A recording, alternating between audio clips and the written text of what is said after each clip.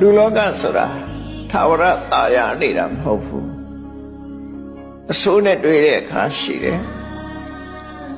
အောင်မြင်တဲ့အခါရှိတယ်လို့ကြာဆုံးတဲ့အခါရှိတယ်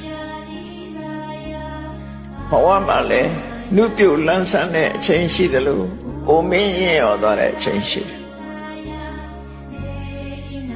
ဥစ္စာရဏကြွယ်ဝချမ်းသာတဲ့အချိန်ရှိတယ်လို့ဆင်းရဲမွဲတေသွားတဲ့အချိန်ကလည်းရှိတယ်စိတ်ချမ်းသာကိုယ်ချမ်းသာနဲ့ကြုံရတာရှိတယ်လို့စိတ်ဆင်းရဲစရာတွေပြဿနာတွေနဲ့ကြုံတဲ့အချိန်ပိုင်းဆိုလည်းရှိတယ်အလုံးကဝိုင်းပြီးတော့ချီးကျူးကြတယ်မြောက်စားကြတယ်ဆိုတဲ့အခါရှိတယ်လို့ပဲအလုံးရဲ့တတွေးကွက်မှာပက်လက်မျောပြီးကဲ့ရဲ့ခံရတဲ့အချိန်တွေမျိုးလည်းရှိတယ်လောကထဲမှာနေတဲ့ပုဂ္ဂိုလ်တိုင်းဟာ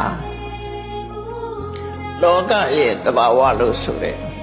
အကောင်အဆိုးလောကဓာတ်မျိုးနဲ့ကြုံတွေ့လာရမှာဖြစ်တယ်အဲ့ဒီလိုကြုံတွေ့တဲ့အခါမှာ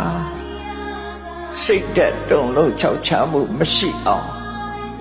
ကိုယ်စိတ်ကိုတည်ငြိမ်တိမတ်စွာထားနိုင်ခြင်းဟာလည်းပဲစတုထအနေနဲ့လောကအတွင်းနေတဲ့အခါမှာရှိတဲ့ရှိလိုက်တဲ့အရေးချင်းတစ်ခုဖြစ်တယ်